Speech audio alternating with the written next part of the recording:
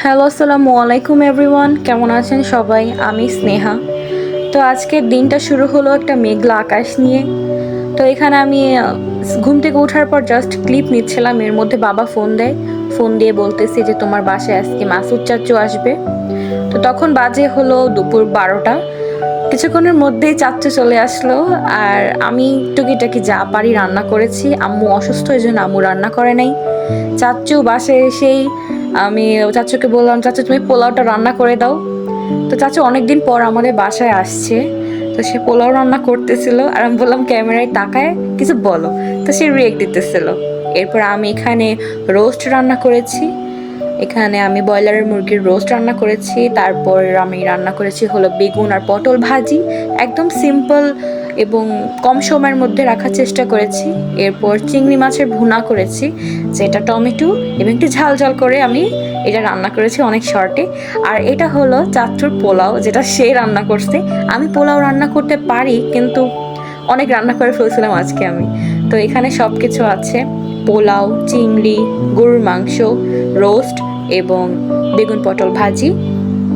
যেহেতু চাচু সাডেনলি বাসায় আসে, না হলে আমি আরও অনেক কিছু প্রিপেয়ার করতাম, বাট আপাতত আমি হাতের কাছে যা যা ছিল এই নিয়ে রান্না করেছি। আর চাচুর ফেভারিট হলো গরুর মাংস, এই জন্য এটা আমি মাস্ট রেখেছি। আর চাচু যেহেতু অনেক দিন পর আমাদের বাসায় এসেছে, সেই লাস্ট আমি যখন প্রথম ডাল ভাত রান্না করা শিখেছিলাম, তখন চাচু আমার হাতে খেয়েছে। আর আজকে আমি তাকে এত কিছু রান্না করে খাওয়াতে পারছি, এটা আসলেই আলহামদুলিল্লাহ। তো এখানে চাচু খাবার নিজেরটা সার্ভ করতেছিল আর তামজিৎকে সার্ভ করে দিচ্ছিল।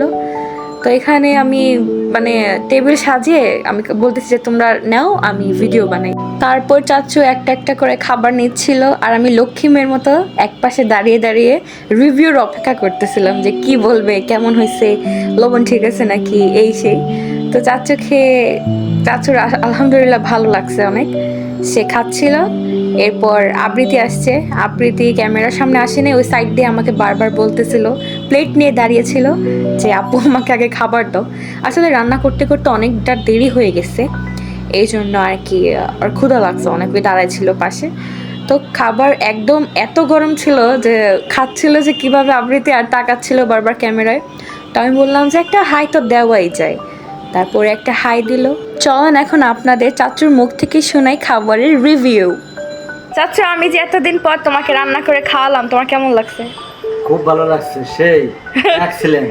কোনটা বেশি ভালো লাগছে তোমার? গরুর মাংসটা বেশি ভালো লাগছে, আর চিংড়িও ভালো হয়েছে। আর বেগুন ভাজি খাইছি, তারপরে বেগুন ভাজির থেকে চিংড়িটাও ভালো হয়েছে, গরুর মাংসটাও ভালো হয়েছে, আর রোস্ট রোস্টটাও ভালো হয়েছে। আর পোলাও তো তুমি রান্না করছো। পোলাওটা আমি রান্না করছি, আমার কাছে একটু লবণটা ঠান্ডা। ওকে, সবার কাছে কেমন জানি না আমাদের কাছে ভালো লাগছে। তবে সবশেষে ভালো হয়েছে। ধন্যবাদ। অনেক খাইছি। স্বাভাবিক কথা, প্রত্যেকটা বাবার কাছে তার মেয়েদের রান্না মজা লাগে। তো আজকের ভিডিওটা এখানেই শেষ করতেছি, এবং তোমা কাকি, we are missing you a lot.